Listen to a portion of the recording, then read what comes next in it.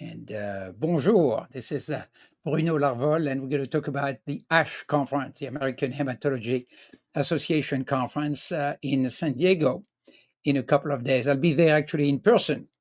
And we are going today to talk about the CLIN platform with Phoenicia, who's one of the key people behind that platform, and how that platform can help you prepare for ASH.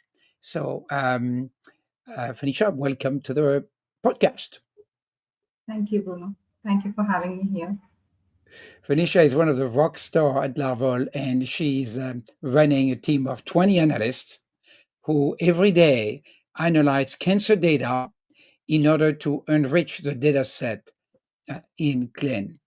And it's wonderful to have you on the podcast. I think it's the first time that you're joining me Yes, very much. on the Build in Public podcast. The idea to build in public is to say, well, we can invite everybody, our customers, our friends, my mom, to listen in and to see what we're doing. My mom is still wondering what I'm doing, so maybe that's going to be the opportunity for her to, although she doesn't speak too much English, so maybe not.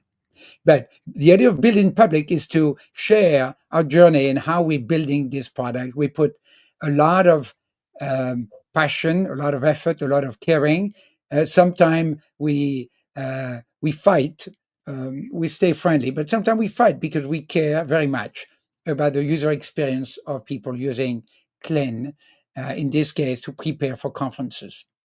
So before we start talking about CLIN and hopefully giving some useful tips for our listeners, Phoenicia, tell me a little bit about both your background and your role at LARVOL. Sure, Bruno. Firstly, thank you for calling me here. And I did my master's in biochemistry. And after that, I started my career by working at GVK Biosciences, which is now Aragen. And later, I joined Thomson Reuters, which is now Clarivate Analytics, for 4.5 years. And then I joined Larvol, and it's been 6 years of my journey here, and it's been incredible to start with. I have joined KOL team as an associate analyst, and now with Shweta's visionary leadership, I have joined. I was one of the pioneer team members for CLIN, and I take that pride in saying that. And now I'm associate manager handling a team of 20. And you and I know that managing people, especially a team completely remotely, is both a pleasure, but also, a lot of work. So congratulations on that achievement. So let's talk about Thank ASH. Just before that, I want to remind people who don't know us, Larval is a data analytics and AI company. We focus exclusively, nearly exclusively, on cancer data and AI. We have a legacy business outside of cancer, but all of our new investments are in cancer data. LARVOL CLIN is our flagship product. Think about it as the Wikipedia of cancer data. Any publicly known Kaplan-Meier curve, hazard ratio, poster, disclosure, commentary from a digital KOL, all of that is collated, analyzed, and put into a common data model. And that's our pride, and we believe it's a very differentiated product. And we were able to sign super exciting deals with many of the biggest pharma in cancer because we're the only one providing full outcome coverage in cancer trial data. So that's my short infomercial. Now let's look at what we have on ASH for those of you listeners who are planning to be at ASH or want to follow ASH. So what we do is that we track, as you click on the third tab there, what we do is that we track 5,000 oncologists on X. And every time they comment on any of the disclosures at ASH, we, with a mix of human curation and a lot of AI now, we extract the sentiment of their reactions. And what that allows us to have is a full picture ranked and actually calibrated by a number of reactions for each presentation of data expected at ASH. And you can already see which one are positive, which one are negative, and so on and so forth. So I just wanted to say that, and then I'm passing the microphone to you, Phoenicia. to see if you could add any color to explain this analytics. And you could even then walk us through a couple of the other analytics we have on ASH. So I'll let you explain all of that for a minute or so. Sure. So what we are seeing here is top trials. As Bruno said, these are the top trials which are mostly spoken about by the oncologists on X. We have the huge list of top trials here. And then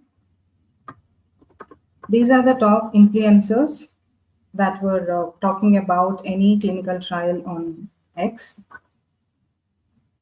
And we have ranked them as top voices also.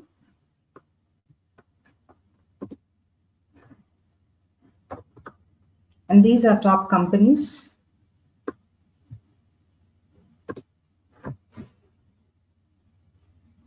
And this is a beautiful heat map which gives us the information about top trials and about the oncologist trying to focus more on that trial. So here are the total number of tweets that are coming from this oncologist related to this trial. And we have given an order of priority according to the status of the trial tweet. First order is practice impact, and then positive tweets, and then negative tweets, and then not rated tweets. So that is what you're seeing in this heat map according to the color code.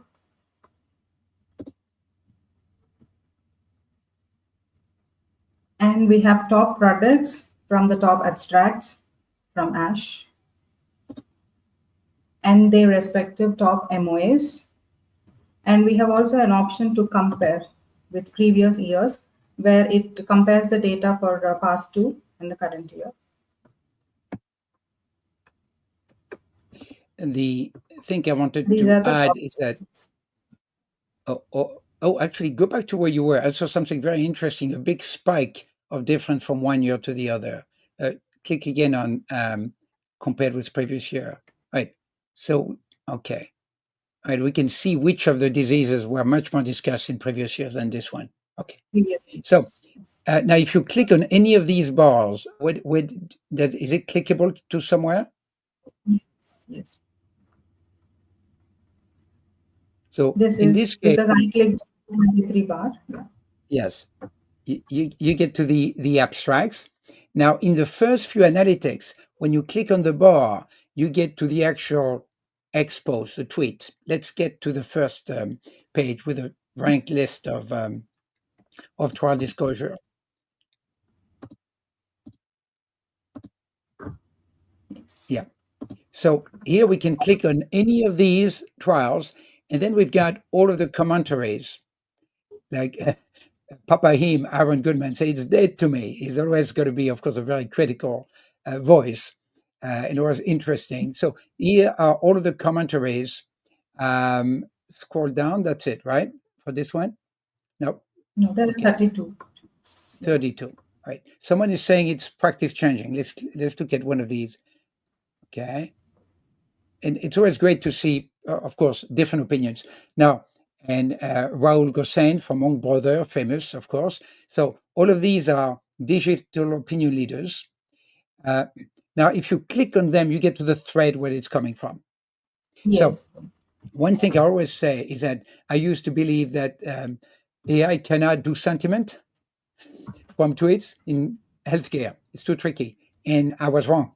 It does it very well. Yes. And the example I always use is the tweet that says no MRD, using the acronym MRD.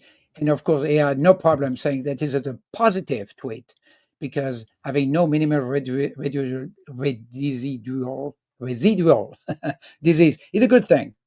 So, yes.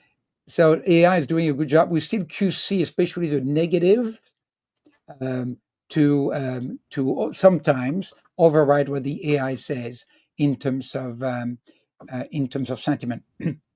Now, if I'm a user and I see all of these, I can at the top of the page click on what we call the 360 page. So that's the name of the trial. And what you do there is that you get to the 360 page for that trial. And the Yes. 360 page is a page where we collate all of the known data about that trial. Now go back to pick another one, because that one doesn't have a ton of data. Pick one that you think will have maybe a lot of Kaplan-Meier and already existing data, maybe an older Yes. trial, Polaris, or yeah, Majestic 4. Majestic 4. Okay, let's pick Majestic 4. So for each trial, we have a 360 page.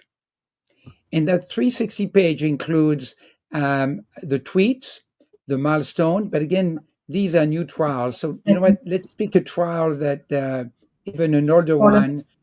that you know will have a lot of data. Uh, yeah, Polaris is probably a good one.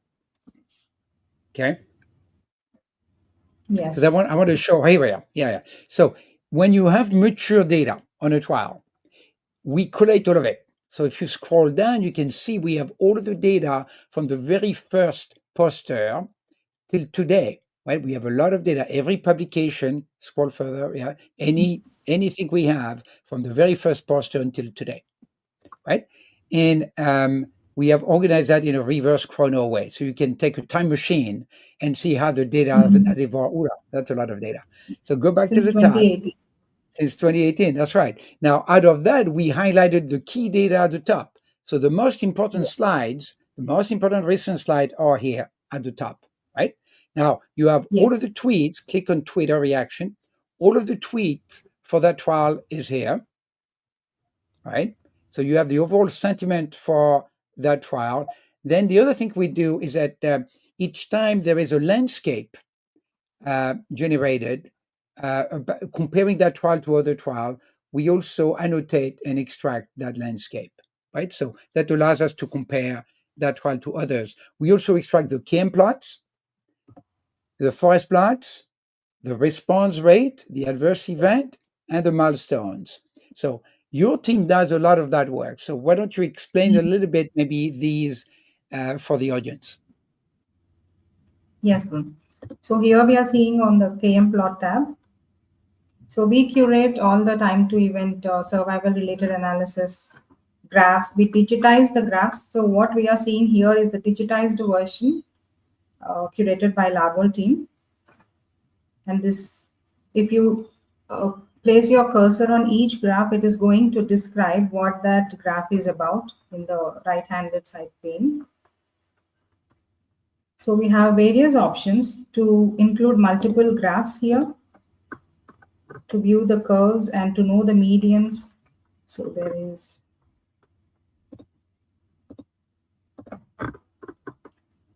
so here if I place on any curve which is having median, it readily displays the same.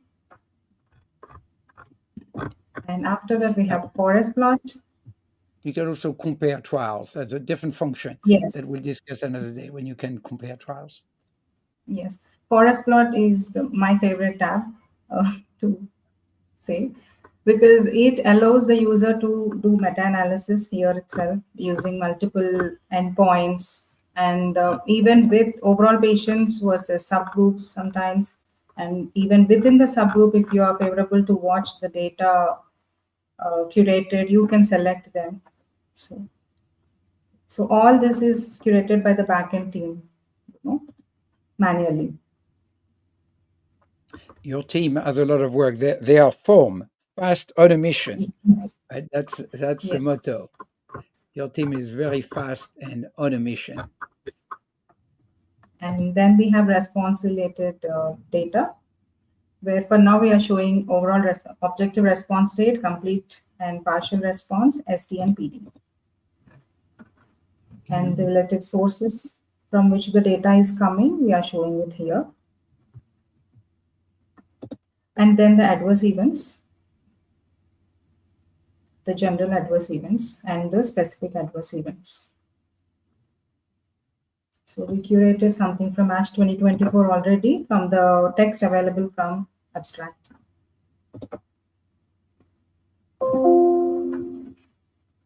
And we have milestones giving us the overview of the anticipated data and all. So Yes, we Bruno. about we're about to get to the end of our very short 15 minutes here, Venetia. Thank you very much for presenting all of this. I want to close with the following. If you're listening to this, either live or later on, and you're interested in learning more about LARVOL CLIN and what we can do for you, please leave a comment, send us a message, and we'd love to give you a full demo or give you a test access. And again, even for Ash, I know Ash is coming, of course, in 2 days or so. And the other thing is Yes. that if you're at Ash, I hope we could say hello. So look for the purple hat in the crowd, or please send me a message, and I would love to say hello. So, Phoenicia, thank you very much for being the guest today on LARVOL CLIN, Building in Public. Au revoir. Thank you. Thank you.